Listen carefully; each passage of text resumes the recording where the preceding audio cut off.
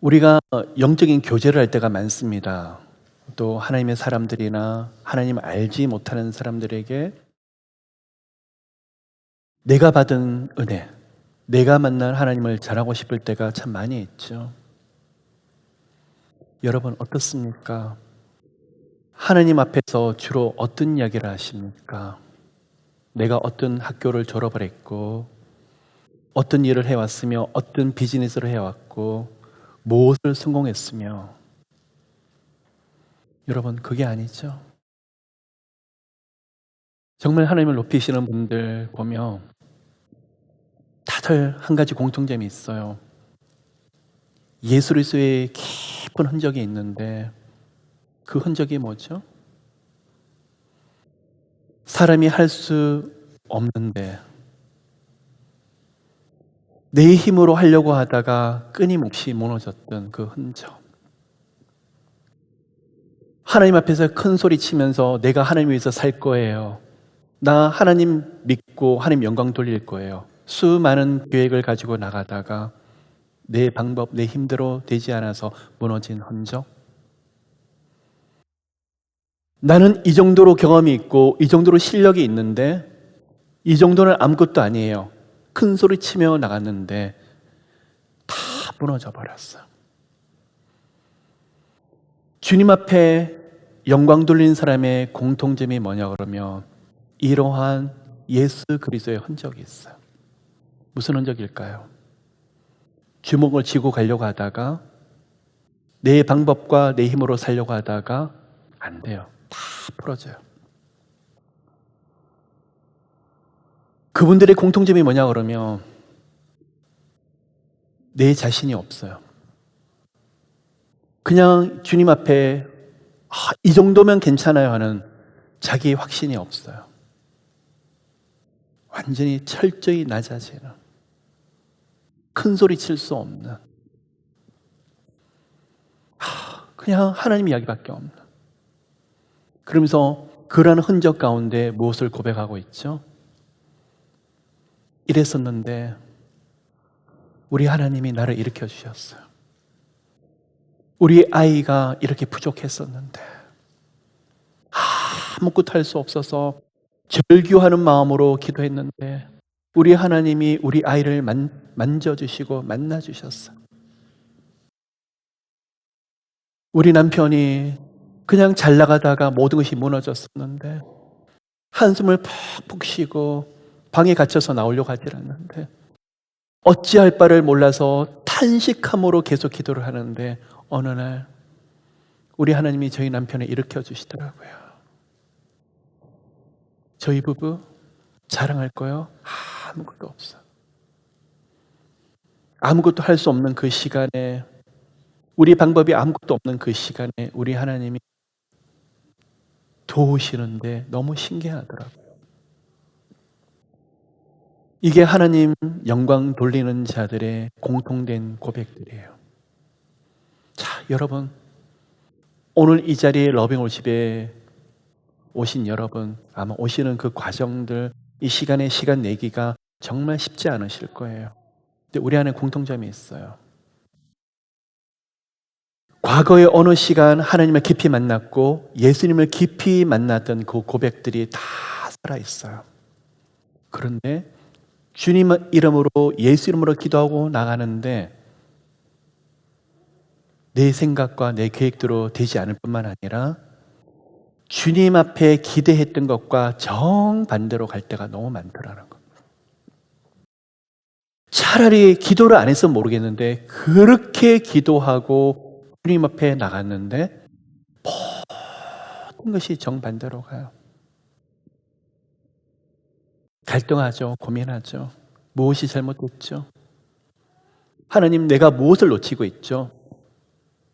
무엇을 회개하고 깨달아야 되죠?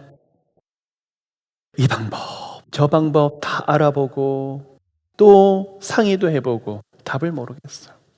계속 무너지는. 언제까지요? 요 정도까지는 내가 할 수 있을 것 같은데 요 시간이 하나님 절벽인데 어떻게 해요? 근데 우리 하나님 아예 그걸 넘어버려요. 절벽 끝에서 건져주시는 것이 아니라 떨어뜨려서 넘어버려요. 여러분, 그런 시간을 보내고 계시는 여러분이 계시고 저 또한 그 시간을 숱하게 보냈어요. 무슨 힘이 나야 기도를 하죠. 조금 보여주시는 게 있어야지 기도를 하죠. 주님이 살아계신다고 하는 그 영광이 사람의 눈으로 좀 보여야지 주님 앞에 더 가까이 가죠. 아무것도 보이지 않나. 내가 하나님을 잘못 믿었구나. 하나님은 진리시고 하나님은 너무나 진리 중에 진리며 능력 중에 능력인데 내가 무엇인가 잘못했어. 그때 마음이 아무것도 보이지 않는 캄캄함. 이제 어떻게 해야 되지? 그냥 있죠. 주먹을 쥘 힘이 없고 일어날 힘이 없어요. 손가락 하나를 움직일 수 있는 힘이 없어요. 내가 지금까지 온 길이 제대로 온 길이 아니라 잘못된 길이라는 게 딱 느껴지는 순간 힘이 쫙 빠져요. 여러분의 고백이고 저의 고백이에요. 그런데 그게 성령께서 정확하게 인도하시는 길이 있어요. 여러분이 만일 그 시간이라고 그러시고 여러분의 가정에 그 시간 그런 길을 통과하고 계신다고 그러시면 하나님은 정확하게 이끌어 주세요. 저는 여러분 앞에 자랑할 수 있는 게 그거밖에 없어요. 주먹 쥐고 나가려고 했더니 주먹을 펴게 만드시고 일어나서 달려가려고 했더니 넘어지게 허용하시고 무엇인가 제 계획과 방법을 하려고 했을 때마다 실패해요. 그래서 저보고 어떤 계획을 가지고 계시냐고요? 물론 큰 그림을 가지고 기도를 하지만 자신이 없어요. 자신이 없어요, 여러분. 여러 가지 경험이 있고 여러 가지 주님 앞에 준비한 거 많이 했었어요. 자신이 없어요. 왜요? 하나님이 돕지 않으시면, 하나님이 문을 열지 않으시면, 하나님이 함께 하지 않으시면 안 되기 때문에. 결코 안 되기 때문에. 그래서 하나님 앞에 두렵고 떨리는 마음으로 기도해요. 하나님 살려주세요. 은혜 주세요. 그래서 깨닫는 게 있어요. 그게 깨어짐인 것 같아요. 얼마나 주님이 보시기에 제가 교만했으면, 영적인 자아가 단단했으면, 제 고집과 제 방법이 하나님의 은혜 주시는데 얼마나 방해가 되었으면. 여러분, 그래서 깨달아요. 수많은 영적인 사람들을 만나면서 누가 진짜일까요? 예수 그리스도를 붙잡고 기도하고 주님 앞에 갈망하는 수많은 사람이 있어요. 다 진짜겠죠. 주님을 사랑하기 때문에. 근데 그 중에서 진짜 중에 진짜가 계시더라고요. 자기 방법을 할 수 있는데, 사람이 큰 소리를 칠 수 있는데 안 해요.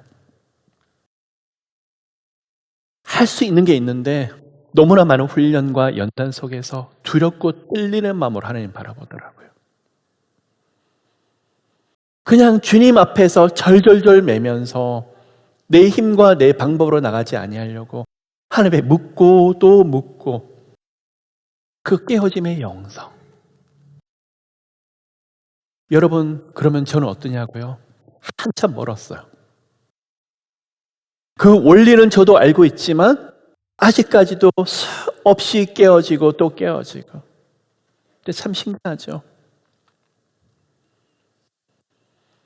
다 무너지는 것 같은데 끝났다가 아니라 그곳에서 우리 하나님이 일을 하시더라고요. 그곳에서. 하나님, 다 무너졌어요. 사랑하는 아들, 주님이 사랑한다고 하는 아들, 주님이 사역자로 부르신 아들, 이 종을 이렇게 망가뜨려 놓고 집어 던지시니까 좋으세요. 그런 시간을 저도 수없이 보냈어요. 그런데 어느 시간부터 생각지 못했던 도심이 와요. 저는 이런 분들과 함께 같이 가야 되지 않을까 그랬는데 사람의 눈으로는 별 볼 일이 없는 그런 도심인 것처럼 보이는데 그곳에서 길이 열리더라고요. 길이 없다고 생각하는 제가 기대했던 길이 아니었는데 너무나 조그마한 문이 열리는데 그곳에서부터 하나님의 방법이 시작이 되더라고요. 그래서 여러분 느끼는 게 뭔지 아세요? 하나님 앞에 얼굴을 못 들어요. 주님 앞에 부끄러워서 얼굴을 들지 못해요. 끝났다. 아니더라고요, 여러분. 그곳에서 하나님의 시작이더라고요. 다 무너졌습니다. 그랬는데 그곳에서 하나님이 일으켜 주시더라고요. 사랑하는 아들과 딸의 가정들을 저렇게 처참하게 짓밟아 주시니까 좋으세요, 하나님? 그런데 그곳에서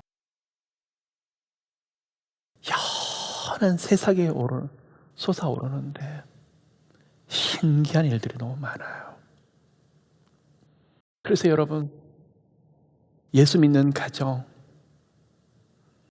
예수밖에 없는 사람, 주님을 바라보는 사람,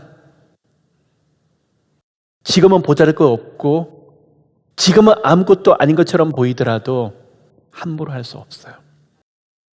왠지 아세요? 그곳에 전능하신 살아계신 하나님이 함께 하시니까.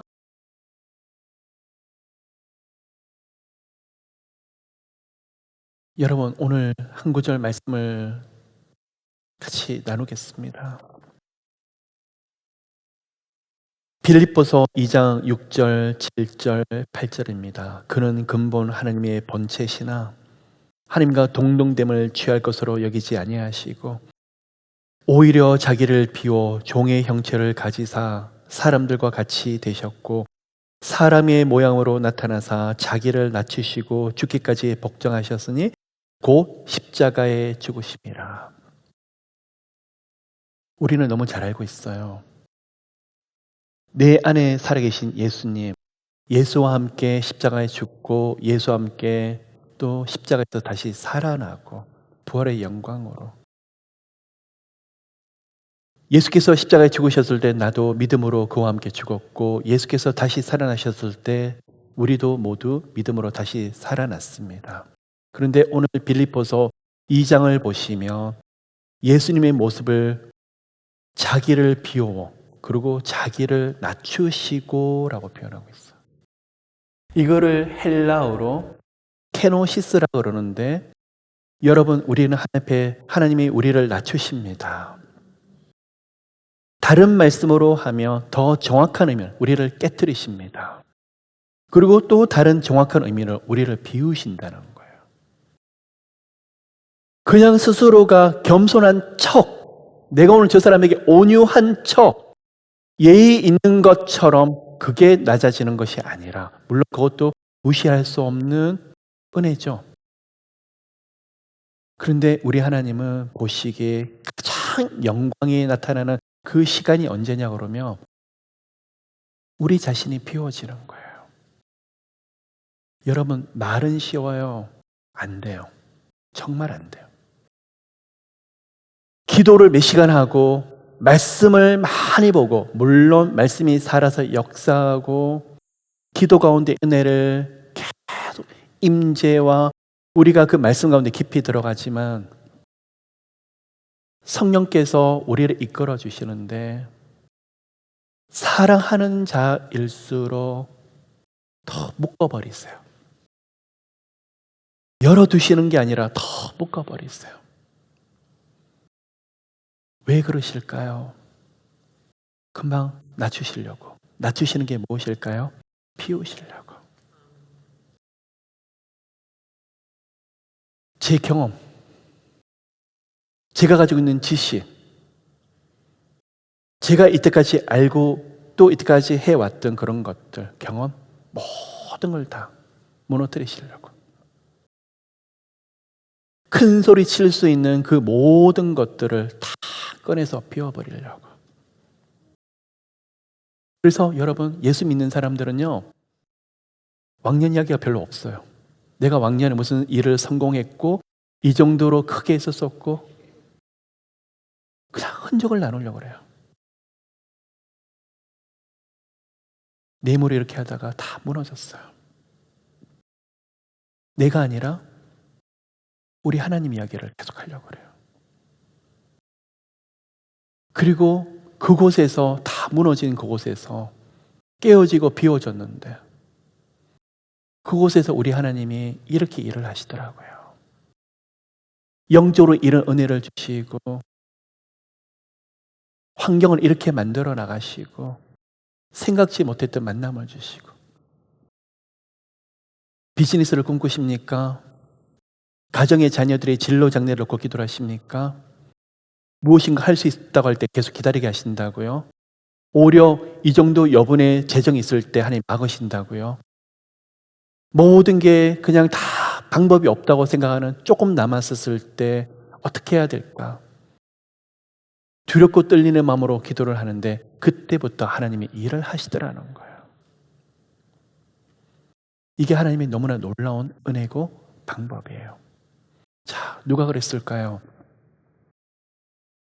사울이란 청년을 가마리엘 교법사의 수제자로서 유대인들 중에서 가장 최고의 학문을 배웠던 사울이란 청년, 그리고 열정이 펄펄 끓고 자기 열심이 너무 많았던 사울이란 청년,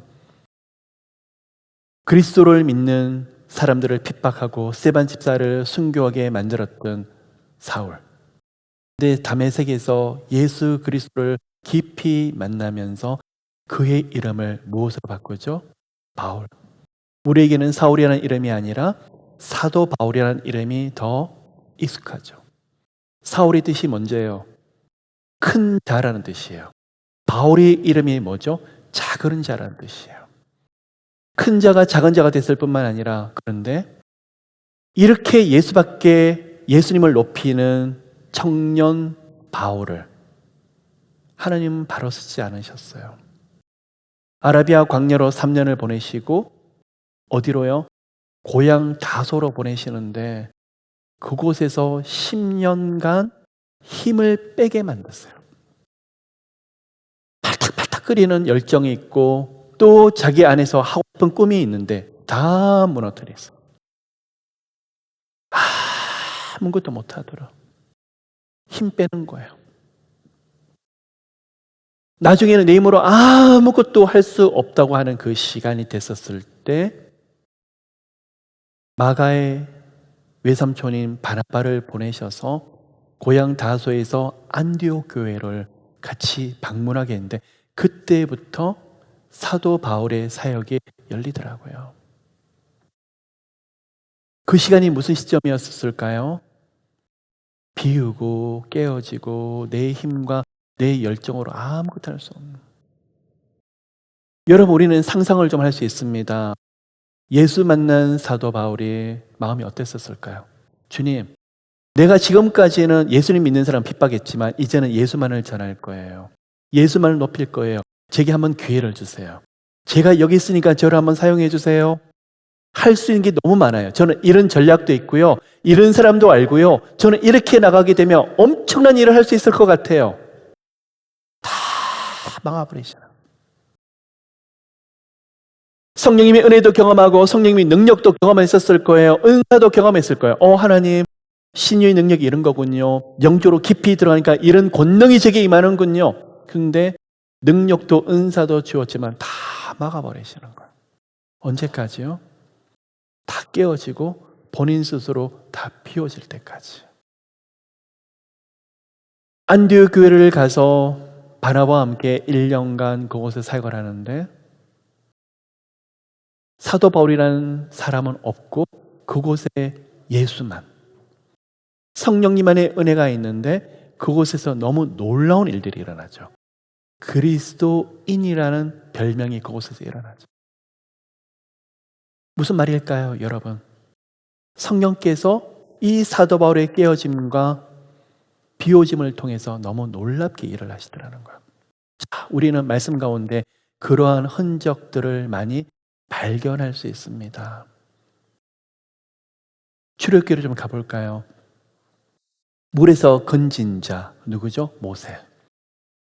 그리고 모세는 어린 시절부터 하나님의 특별한 은혜를 누렸었고, 그리고 바로 왕의 딸, 바로 공주에게 입양이 될 정도로, 그리고 그곳의 왕자로서 정치, 경제, 사회, 문화에 이르기까지 그 당시에 최고의 뛰어난 학문과 실력들, 언어, 그리고 많은 것들을 익히고 배우고 자기 글로 만들 수 있는 기회가 있었어요. 아마 어머니인 유모로부터 본인이 이스라엘 사람이라는 것을 듣게 되고, 그의 나이 40살 되었을 때 이스라엘 백성들이 이집트 관원으로부터 압제해 받는 것을 보고 혈기가 올라왔어요. 잘 아시는 처서축이죠. 유추해보고 추론해보고인데 그 마음속에 애굽의 왕자였지만 한쪽에는 억압받고 있는 이스라엘 백성들의 울분을 도와야 되겠다. 훗날 자기가 힘을 얻고 자기가 권력을 좀 얻고 나서는 저들 이스라엘 백성들을 좀 도울 수 있는 위치까지 올라가야 되겠다, 아마 그런 생각을 했던 것 같아요. 한순간 모든 것이 다 어긋나 버렸어요. 이집트 관원을 몰래 쳤는데 죽어버렸어요. 아무도 모르겠지라고 했는데 그 일이 소문이 다 퍼져가지고 애굽의 왕에게까지 그 이야기가 들어왔어요. 아마 여러 가지 준비를 하면서 모세는 앞으로 이러이러한 꿈을 가지고 이스라엘 백성들을 해방시켜주는 일을 해야 되지 않을까. 그 계획과 그 목적은 이스라엘 백성을 해방시키는 계획에 대해서는 하나님의 계획과 일치할 거야. 근데 방법이 잘못됐어. 하나님은 그러한 모세를 어떻게 하시죠? 미디안 광야로 던져버렸어요. 얼마 동안요? 40년 동안. 무슨 과정일까요? 금방 예수님이 몹쓰요. 케노시스, 깨어짐과 비워짐과 낮춰짐의 시간. 그의 나이 80이 될 때까지 아마 수많은 갈등과 고민, 힘이 빠졌을 거예요. 내가 뭘 하고 있지? 아마 본인이 가졌던 꿈은 다 던져버렸을 거예요. 나 같은 사람이 뭘 한다고. 호렙산에서 하나님이 모세를 불렀었을 때 계획을 말씀을 하시죠. 그리고 애굽에 있는 노예 생활하고 있는 이스라엘 백성들을 해방시킬 것이라고. 그리고 모세를 통해서 그 일을 행하리라고 말을 했었을 때 모세는 그 말을 해요. 나는 입이 둔한 자라. 이게 여러분 예수님을 깊이 만난 사람들의 흔적들이에요. 하나님의 깊은 은혜를 누린 자의 십자가의 흔적이에요. 예전에는 팔딱팔딱 뛰면서 내가 이것을 할 수 있어요 라고 그랬는데 지금은 주님 앞에서 아무것도 할 수 없는. 적용해 볼까요, 여러분? 여러분이 그렇게 기도를 하고 아들, 딸이 기도를 하는데 되는 게 하나도 없다고요? 다 막힌다고요? 하나님이 그 아들, 딸 특별한 교육 가져오겠어요. 여러분이 주님 앞에서 바둥바둥거리면서 나가는데 왼쪽으로 오른쪽으로 다 막혀 있다고요? 아니요, 끝난 거 아니에요. 하늘문이 열려 있어요. 그 시간 우리 하나님이 특별하게 함께 하시는 시간이에요. 우리 하나님은 문벌이 뛰어나고 학식이 뛰어나고 능력이 뛰어난 그 한 사람에게 눈이 가는 것이 아니라 깨어지고 깨어지는데 그 안에서 예수 붙잡고 다시 엎드리고 주님 앞에서 몸부림치는 그 한 사람에게 눈이 가 있어요. 이 가정, 이 사람 별거 아닌 것처럼 보이지만 우리 하나님 주시는 은혜는 너무 놀라워요. 기드온이 그랬어요. 사사기 6장을 보시면. 미디안이 너무 압제를 받을 때 그거 할 수 있는 거 없었어요. 밀을 까야 되는데 포도즙을 짜는 타작마당에 가서 덜 시끄러우니까 들키지 아니하려고 포도즙을 짜는 그 틀에다가 집어넣고 밀을 까고 있어요. 그때 천사가 나타나서 기드온에게 앞으로 이스라엘 백성을 구원하겠고 건지리라고 말했었을 때 어떻게 나같이 미약한 자를 통해서 이런 일을 하리요라고 말씀을 하고 계세요. 잘 알다시피 기드온의 300용사들, 기드온을 통해서 우리가 하나님 하신 일들을 너무 잘 알 수 있어요. 여러분, 우리는 사울이라는 청년을 기억을 합니다. 이스라엘 첫 번째 왕이 됐던 사울 왕. 하나님이 사무엘 선지자를 통해서 기름통에다가 기름을 가득 부어서 이스라엘 왕이 될 사람을 찾아라. 그리고 사울을 만났습니다. 사울에게 하나님의 계획을 말하려 했었을 때 이 사울은 내 집안이 이스라엘에서 얼마나 약하며 미약한 집안인데 어찌 이런 말씀을 하십니까? 그때 하나님이 사무엘을 통해서 사울에게 기름을 부으셔서 이스라엘 왕이 되게 하셨더라고요. 우리 안에서 성령의 9가지 열매, 아름다운 성령의 성품들 맺는 거 너무 중요해요. 그리고 예수님과 성령과 깊은 교제를 통해서 성경에서 분명히 열매 맺게 하실 거예요. 근데 여러분 다 두렵습니다. 뭐가 두렵냐 그러면 영적으로 저도 모르게 목이 뻣뻣해지고 교만해질까 봐. 나는 이 정도로 기도하잖아요. 이 정도로 말씀을 알잖아요. 이 정도로 성령님을 경험했잖아요. 그것 때문에 무너지더라는 거예요. 이 정도의 은사가 있어요.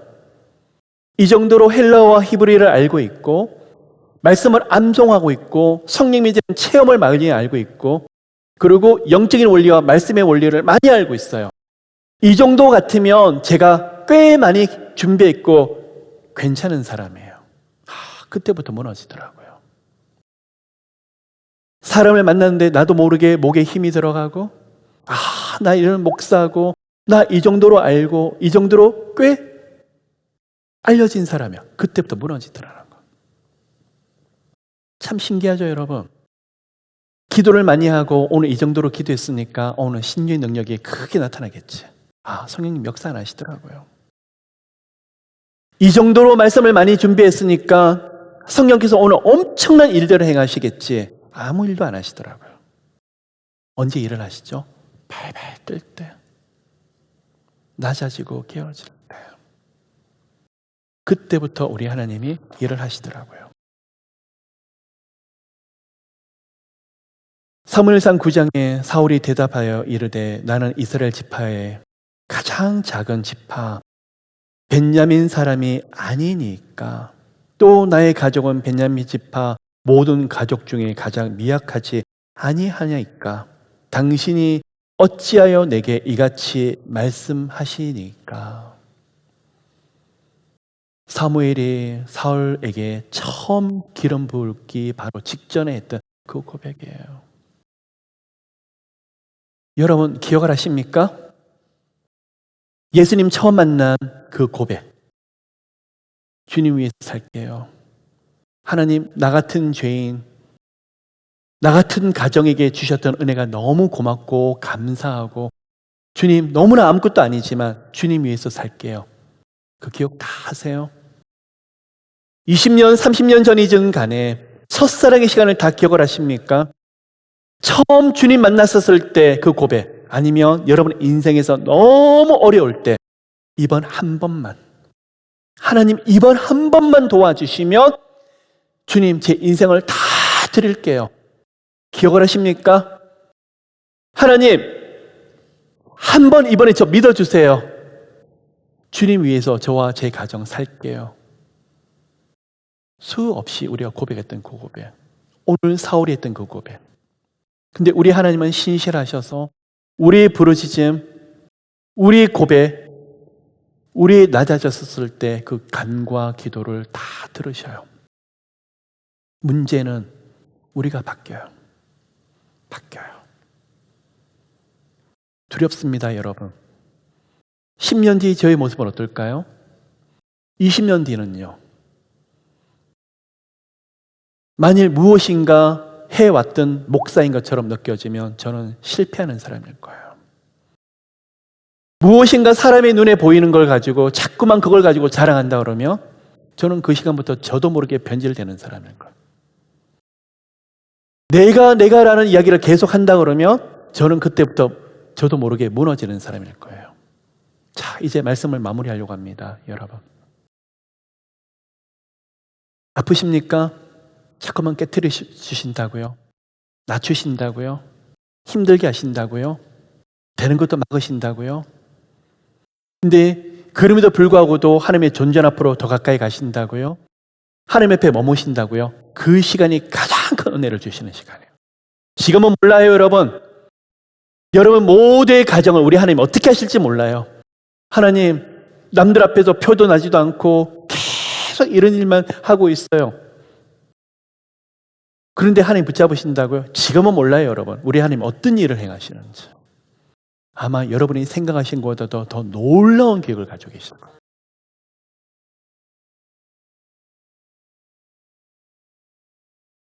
이 시간 잊지 않으셨으면 좋겠습니다. 이 시간을 마음에 새기시는 여러분 되셨으면 좋겠습니다. 어쩌면 지금 이 시간이 하나님과 가장 가까이 있는 시간이에요. 많은 분들이 그런 고백을 합니다. 예전이 좋았어요.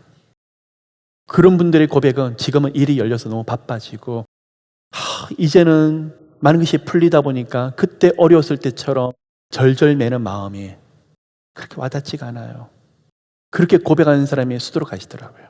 그래서 두려워요, 여러분. 10년, 20년이 지날지라도 더 많은 경험과 지식과 더 많은 간정들이 있더라도